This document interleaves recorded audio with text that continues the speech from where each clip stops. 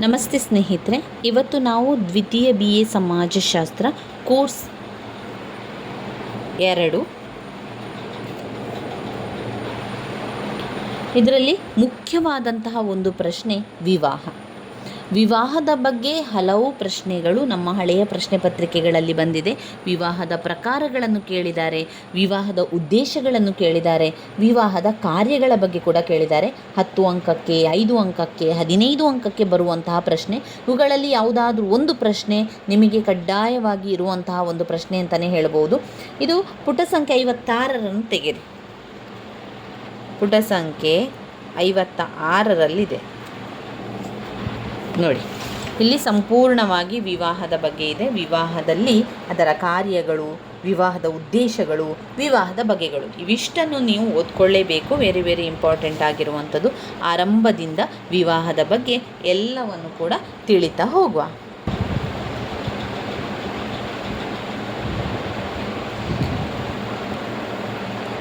ಈಗ ನಾವು ವಿವಾಹದ ಬಗ್ಗೆ ತಿಳಿಬೇಕಾದ್ರೆ ಈ ಒಂದು ವಿವಾಹ ಎನ್ನುವಂತಹ ವಿಚಾರ ಸಾರ್ವತ್ರಿಕ ಸಾಮಾಜಿಕ ಸಂಸ್ಥೆಗಳಲ್ಲೊಂದಾದಂತಹ ಒಂದು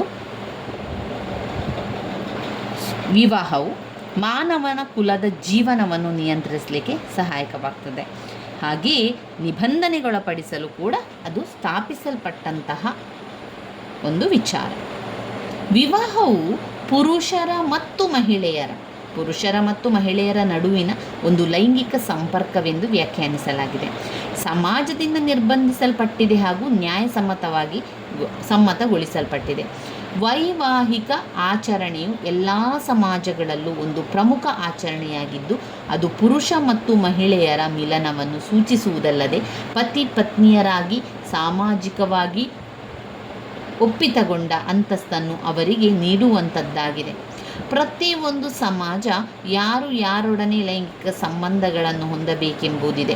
ಉದಾಹರಣೆಗೆ ಗಮನ ನಿಷೇಧ ಸಮಾಜವು ನಿಕಟ ಸಂಬಂಧಿಗಳಾಗಿರುವ ವ್ಯಕ್ತಿಗಳು ಲೈಂಗಿಕ ಸಂಬಂಧಗಳನ್ನು ಹೊಂದುವುದನ್ನು ಕಟುವಾಗಿ ನಿಷೇಧಿಸಿರುವುದು ಸಾರ್ವತ್ರಿಕ ಸಾಂಸ್ಕೃತಿಕ ಮಟ್ಟವಾಗಿದೆ. ಕೆಲವೊಂದು ಸಮಾಜಗಳಲ್ಲಿ ಸಮಾನಾಂತರ ಸೋದರ ಸೋದರಿಯರ ನಡುವಿನ ವಿವಾಹವನ್ನು ಕಟ್ಟುನಿಟ್ಟಾಗಿ ನಿಷೇಧಿಸಿದ್ದಾರೆ. ಸಮಾನಾಂತರ ಸೋದರ ಸಹೋದರಿಯಲ್ಲದವರ ನಡುವಿನ ವಿವಾಹಕ್ಕೆ ಆದ್ಯತೆ ಇದೆ. ಭಾರತದಲ್ಲಿನ ಹಲವಾರು ಸಮುದಾಯಗಳಲ್ಲಿ ಅಲ್ಲಿ ಕುಲದ ಒಳ ವಿವಾಹ ಸಂಬಂಧ ಸಾಮಾನ್ಯವಾಗಿ ಅಗಮ್ಯ ಗಮನವೆಂದು ಕೂಡ ಪರಿಗಣಿಸಲಾಗ್ತದೆ. ಈಗ ವ್ಯಾಖ್ಯೆಗಳನ್ನು ನೋಡುವ. ನಾವು ವಿವಾಹ ಅಂದರೆ ಏನು? ವಿವಾಹ ಅಂದರೆ ಹರ್ಟನ್ ಮತ್ತು ಹಂಟರ್ ಅವರ ಪ್ರಕಾರ ನಾವು ವಿವಾಹವನ್ನು ತಿಳ್ಕೊಳ್ಳೋ. ವಿವಾಹವು ಒಬ್ಬರು ವ್ಯಕ್ತಿಗಳ ನಡುವಿನ ಸಾಮಾಜಿಕ ಮತ್ತು ಕಾನೂನಿನ ಒಪ್ಪಂದ. ಅದು ಕಾನೂನಾತ್ಮಕವಾಗಿ, ಆರ್ಥಿಕವಾಗಿ, ಭಾವನಾತ್ಮಕವಾಗಿ ಅವರುಗಳ ಜೀವನವನ್ನು ಒಂದುಗೂಡಿಸುತ್ತದೆ. ಆರ್ಥಿಕವಾಗಿ, ಭಾವನಾತ್ಮಕವಾಗಿ, ಕಾನೂನಾತ್ಮಕವಾಗಿ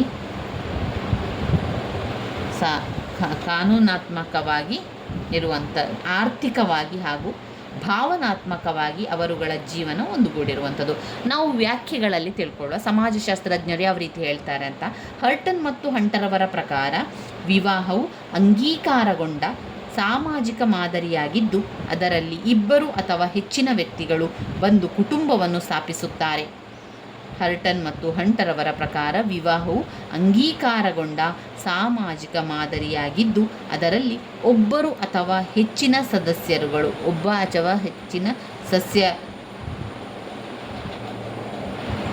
ಹೆಚ್ಚಿನ ಒಂದು ವ್ಯಕ್ತಿಗಳು ಬಂದು ಕುಟುಂಬವನ್ನು ಸ್ಥಾಪಿಸ್ತಾರೆ.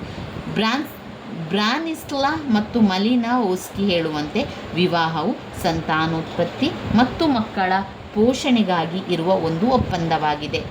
ಆಲ್ಫ್ರೆಡ್ ಮೆಕ್ಲೆಂಗ್ಲಿ ಅವರ ಪ್ರಕಾರ ಸಾಮಾಜಿಕವಾಗಿ ಅಂಗೀಕೃತವಾದ ನಿರ್ದಿಷ್ಟಪಡಿಸಿದ ನಿಬಂಧನೆಗಳಲ್ಲಿ ಪತಿ ಪತ್ನಿಯರಾಗಿ ಒಬ್ಬ ಪುರುಷ ಹಾಗೂ ಸ್ತ್ರೀಯರನ್ನು ಸಾರ್ವಜನಿಕವಾಗಿ ಒಟ್ಟುಗೂಡಿಸುವುದೇ ಕ್ರಮವೇ ವಿವಾಹ.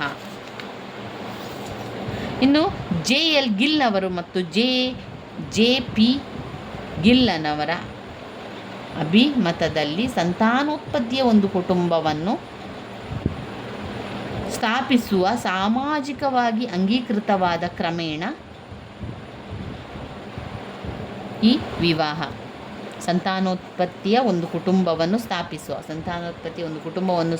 ಸ್ಥಾಪಿಸುವ ಸಾಮಾಜಿಕವಾಗಿ ಅಂಗೀಕೃತವಾದ ಕ್ರಮವೇ ವಿವಾಹವಾಗಿದೆ.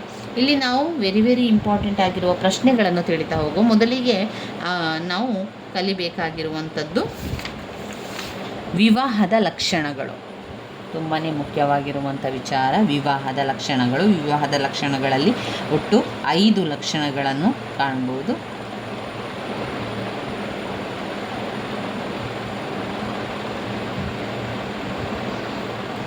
ವಿವಾಹದ ಲಕ್ಷಣಗಳಲ್ಲಿ ಹೆಚ್ಚು ಕಡಿಮೆ ವಿವಾಹವು ಒಂದು ಸಾರ್ವತ್ರಿಕ ಸಂಸ್ಥೆ. ಹೆಚ್ಚು ಕಡಿಮೆ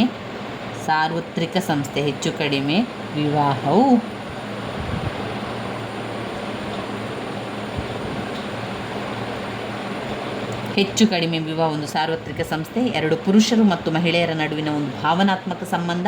3 ವಿವಾಹಕ್ಕೆ ಸಾಮಾಜಿಕ ಹಾಗೂ ಕಾನೂನಿನ ಮನ್ನಣೆ ಅವಶ್ಯಕತೆ ಇದೆ.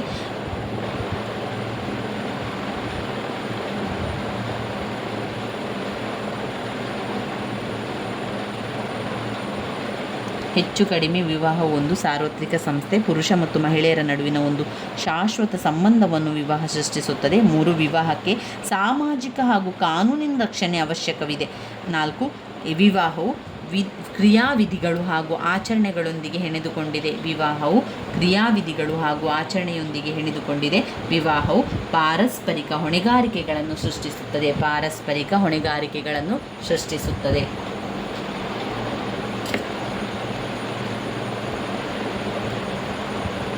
ಯಾವುದೆಲ್ಲ ಪಾಯಿಂಟ್ಸು? ವಿವಾಹದ ಲಕ್ಷಣಗಳಲ್ಲಿ ಹೆಚ್ಚು ಕಡಿಮೆ ವಿವಾಹ ಒಂದು ಸಾರ್ವತ್ರಿಕ ಸಂಸ್ಥೆ. ಪುರುಷ ಮತ್ತು ಮಹಿಳೆಯರ ನಡುವಿನ ಒಂದು ಶಾಶ್ವತ ಸಂಬಂಧವನ್ನು ವಿವಾಹ ಸೃಷ್ಟಿಸುತ್ತದೆ. ವಿವಾಹಕ್ಕೆ ಸಾಮಾಜಿಕ ಹಾಗೂ ಕಾನೂನಿನ ಮನ್ನಣೆ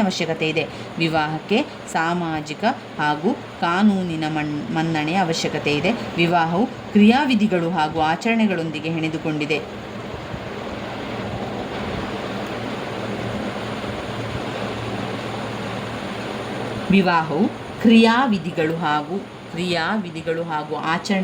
ಹೆಣೆದುಕೊಂಡಿದೆ.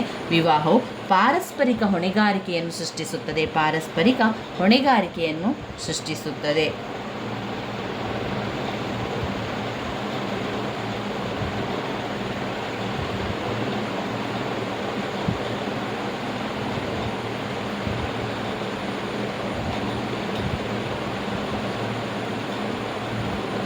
ಇಲ್ಲಿ ನೀವು ಲಕ್ಷಣಗಳನ್ನು ನೋಡಿಕೊಂಡ್ರೆ ಲಕ್ಷಣಗಳ ವಿವರಣೆಯನ್ನು ತಿಳ್ಕೊಳ್ಳೋ. ವಿವಾಹದ ಲಕ್ಷಣಗಳಲ್ಲಿ ಹೆಚ್ಚು ಕಡಿಮೆ ವಿವಾಹ ಒಂದು ಸಾರ್ವತ್ರಿಕ ಸಂಸ್ಥೆ ಅಂದರೆ ಎಲ್ಲ ಕಡೆ ಇರುವಂಥದ್ದೇ ಈ ವಿವಾಹವು ನಾವು ಎಲ್ಲೇ ನೋಡಿದರೂ ಯಾವುದೇ ಒಂದು ಸಮುದಾಯದಲ್ಲಿ ನೋಡಿದರೂ ಕೂಡ ಅದು ಎಲ್ಲ ಕಡೆ ಎಲ್ಲ ಸಮುದಾಯಗಳಲ್ಲಿ ಕಂಡುಬರುವಂಥ ಒಂದು ಸಾರ್ವತ್ರಿಕ ಸಂಸ್ಥೆ ಅಂತಲೇ ಹೇಳ್ಬೋದು. ವಿವಾಹವು ನಾಗರಿಕರು ಮತ್ತು ಅನಾಗರಿಕ ಸಮಾಜಗಳಲ್ಲಿಯೇ ಅಲ್ಲದೆ ಸುಶಿಕ್ಷಿತ ಮತ್ತು ಸುಶಿಕ್ಷಿತವಾದಂಥ ಪೂರ್ವ ಸಮಾಜಗಳಲ್ಲೂ ಕೂಡ ಕಾಣ್ತದೆ. ಆದರೆ ವಿವಾಹದ ಬಗೆಗಳಿರ್ಬೋದು, ಅದರ ವಿಧಿಗಳಿರ್ಬೋದು, ಅದರ ಆಚರಣೆಗಳಿರ್ಬೋದು, ಅದರ ವಿಚಾರದಲ್ಲಿ ಸಂಗಾತಿಗಳ ಸಂಖ್ಯೆ ಇತ್ಯಾದಿ ಸಾಮಾನ್ಯವಾಗಿ ಒಂದು ಪ್ರದೇಶದಿಂದ ಮತ್ತೊಂದು ಪ್ರದೇಶಕ್ಕೆ ವ್ಯತ್ಯಾಸವಾಗಿರುತ್ತದೆ. ಉದಾಹರಣೆಗೆ ಜಪಾನಿನಲ್ಲಿ ಬ್ರಹ್ಮಚರ್ಯೆಯನ್ನು ಸಾರ್ವತ್ರಿಕವಾಗಿ ಖಂಡಿಸಲಾಗಿದೆ. ಕೊರಿಯಾದಲ್ಲಿ ಅವಿವಾಹಿತ ವ್ಯಕ್ತಿಗಳನ್ನು ಅಪೂರ್ಣಗೊಂಡ ವ್ಯಕ್ತಿಗಳು ಎಂದು ಕರೆಯಲಾಗುತ್ತದೆ.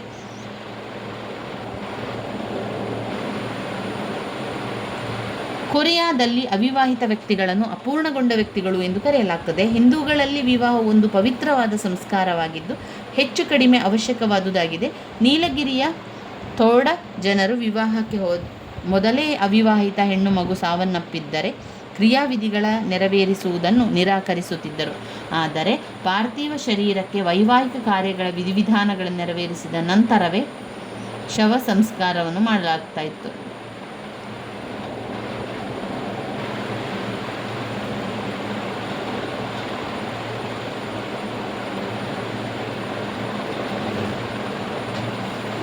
ಹೆಚ್ಚು ಕಡಿಮೆ ಅವಶ್ಯಕವಾದುದಾಗಿದೆ. ನೀಲಗಿರಿಯ ತೊಡವ ಜನರು ವಿವಾಹಕ್ಕೆ ಮೊದಲೇ ಅವಿವಾಹಿತ ಹೆಣ್ಣು ಮಗು ಸಾವನ್ನಪ್ಪಿದರೆ ಕ್ರಿಯಾವಿಧಿಗಳ ನೆರವೇರಿಸುವಿಕೆಯನ್ನು ನಿರಾಕರಿಸುತ್ತದೆ. ಆದರೆ ಪಾರ್ಥಿವ ಶರೀರಕ್ಕೆ ವೈವಾಹಿಕ ಕಾರ್ಯಗಳ ವಿಧಿವಿಧಾನಗಳನ್ನು ನೆರವೇರಿಸಿದ ನಂತರವೇ ಶವ ಸಂಸ್ಕಾರವನ್ನು ಮಾಡಲಾಗುತ್ತಿತ್ತು. ಕನ್ಫ್ಯೂಷಿಯಸ್ ಎಂಬ ಚೀನಿ ತತ್ವಜ್ಞಾನಿಯ ಪ್ರಕಾರ ಜೀವನ ಪೂರ್ತಿ ಯಾವ ವ್ಯಕ್ತಿಗಳು ಅವಿವಾಹಿತರಾಗಿ ಉಳಿಯೋರು ಅವರು ತುಂಬ ದೊಡ್ಡ ಅಪರಾಧವನ್ನು ಎಸಗಿದಂತೆ. ಎರಡನೆಯದು, ಪುರುಷ ಮತ್ತು ಮಹಿಳೆಯರ ನಡುವಿನ ಒಂದು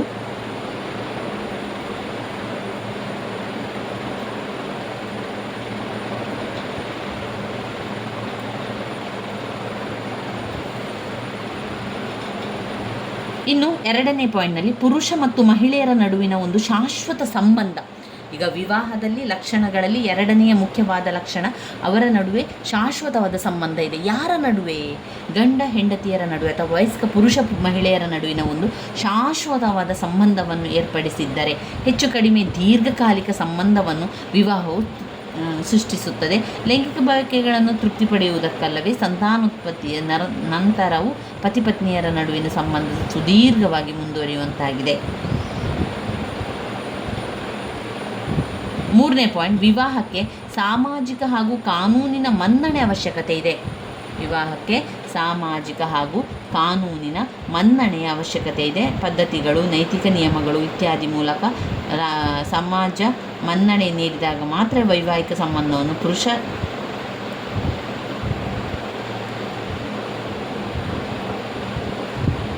ಇಲ್ಲಿ ದೀರ್ಘಕಾಲ ಸಂಬಂಧ ಇರುವಂಥದ್ದು ತನ್ನ ವಯಸ್ಕರಿಗೆ ಅಂದರೆ ಹೆಣ್ಣು ಮಕ್ಕಳಿಗೆ ಅಲ್ಲಿ ಲೈಂಗಿಕ ಭಾವನೆಗಳನ್ನು ತೃಪ್ತಿಪಡಿಸುವುದಲ್ಲದೆ ಸಂತಾನೋತ್ಪತ್ತಿಯ ನಂತರ ಪತಿ ಪತ್ನಿಯರ ನಡುವಿನ ಸಂಬಂಧವನ್ನು ಸುದೀರ್ಘವಾಗಿ ಮುಂದುವರಿಸುವಂಥದ್ದಾಗಿದೆ. ಮೂರನೇ ಪಾಯಿಂಟ್ನಲ್ಲಿ ಸಾಮಾಜಿಕ ಮತ್ತು ಕಾನೂನಿನ ಮನ್ನಣೆ ಅವಶ್ಯಕತೆ ಇದೆ.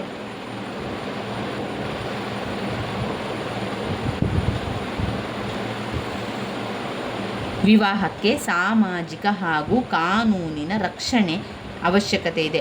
ಈ ಪದ್ಧತಿಯು ನೈತಿಕ ನಿಯಮಗಳು ಇತ್ಯಾದಿ ಮೂಲಕ ಸಮಾಜ ಮನ್ನಣೆ ನೀಡಿದಾಗ ಮಾತ್ರವೇ ಒಂದು ವೈವಾಹಿಕ ಸಂಬಂಧಕ್ಕೆ ಪುರುಷ ಮತ್ತು ಮಹಿಳೆಯರು ಒಳಗಾಗುತ್ತಾರೆ. ಕೆಲವು ಸಂದರ್ಭದಲ್ಲಿ ರಾಜ್ಯವು ಕೂಡ ವಿವಾಹಕ್ಕೆ ಮನ್ನಣೆ ನೀಡುತ್ತದೆ. ಹಾಗಾಗಿ ರಾಜ್ಯವಾಗಲಿ ಅಥವಾ ಸಮಾಜವಾಗಲಿ ಪುರುಷ ಮತ್ತು ಮಹಿಳೆಯರ ವೈವಾಹಿಕ ಸಂಬಂಧಕ್ಕೆ ಮನ್ನಣೆಯನ್ನು ನೀಡಬೇಕಾಗುತ್ತದೆ. ರಾಜ್ಯ ಅಥವಾ ಕುಟುಂಬದ ಒಪ್ಪಿಗೆಯು ವೈವಾಹಿಕ ಸಂಬಂಧದ ಸ್ಥಾಪನೆಗೆ ಮೂಲಭೂತ ಪೂರ್ವ ಷರತ್ತುಗಳಾಗಿರ್ತದೆ. ಇನ್ನು ನಾಲ್ಕನೇ ಪಾಯಿಂಟ್ನಲ್ಲಿ ವಿವಾಹವು ಕ್ರಿಯಾವಿಧಿಗಳು ಮತ್ತು ಆಚರಣೆಗಳೊಂದಿಗೆ ಹೆಣೆದುಕೊಂಡಿದೆ. ಸಪ್ತಪದಿ, ಮಾಂಗಲ್ಯ ಧಾರಣೆ, ವೈವಾಹಿಕ ಉಂಗುರ ಧಾರಣೆ, ವಿಧಿಗಳು, ಆಚರಣೆ, ಔಷಧಾಲಯ ಪದ್ಧತಿಗಳ ಮೂಲಕ ವಿವಾಹವು ಸಾಮಾಜಿಕ ಮನ್ನಣೆಯನ್ನು ನಡೆದುಕೊಳ್ಳುತ್ತದೆ. ಐದನೇ ಪಾಯಿಂಟ್, ವಿವಾಹವು ಪರಸ್ಪರಿಕ ಹೊಣೆಗಾರಿಕೆಯನ್ನು ಸೃಷ್ಟಿ ಮಾಡುತ್ತದೆ. ಒಂದು ಪ್ರಾಥಮಿಕ ಸಾಮಾಜಿಕ ಸಂಸ್ಥೆಯಾಗಿ ವಿವಾಹವು ಸದಸ್ಯರುಗಳ ಲೈಂಗಿಕ ಜೀವನವನ್ನು ನಿಯಂತ್ರಿಸುತ್ತದೆ ಹಾಗೂ ನಿಬಂಧನೆಗೊಳಪಡುತ್ತದೆ.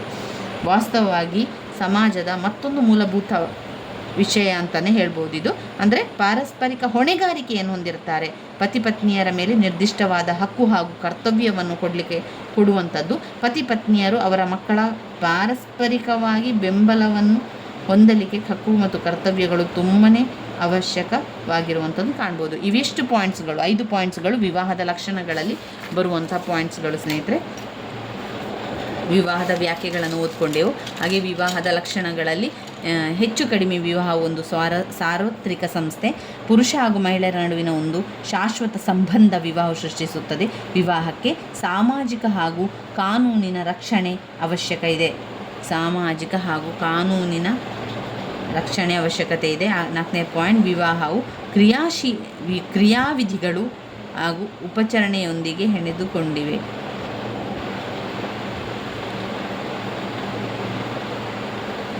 ವಿವಾಹವು ಕ್ರಿಯಾವಿಧಿಗಳು ಹಾಗೂ ಆಚರಣೆಯೊಂದಿಗೆ ಹೆಣೆದುಕೊಂಡಿದೆ. ವಿವಾಹವು ಪಾರಸ್ಪರಿಕ ಹೊಣೆಗಾರಿಕೆಯನ್ನು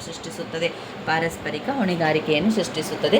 ಇವಿಷ್ಟು ನಾವು ವಿವಾಹದ ಲಕ್ಷಣಗಳ ಬಗ್ಗೆ ತಿಳ್ಕೊಂಡೆವು. ಇನ್ನು ಮುಂದಿನ ವಿಡಿಯೋದಲ್ಲಿ ವಿವಾಹದ ಕಾರ್ಯಗಳನ್ನು ತಿಳ್ಕೊಳ್ಳುವ, ವಿವಾಹದ ಉದ್ದೇಶಗಳು ತಿಳ್ಕೊಳ್ಳುವ, ವಿವಾಹದ ಬಗೆಗಳನ್ನು ಕೂಡ ತಿಳ್ಕೊಳ್ಳುವ ಸ್ನೇಹಿತರೆ.